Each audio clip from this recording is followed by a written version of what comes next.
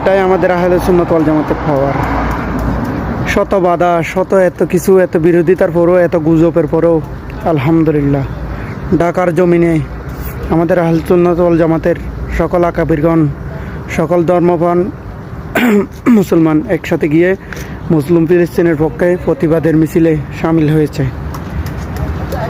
আপনারা রাত্রি থেকে কিছুক্ষণ গাড়ি আটকানোর চেষ্টা, কি ভাই এত ভয় কেন?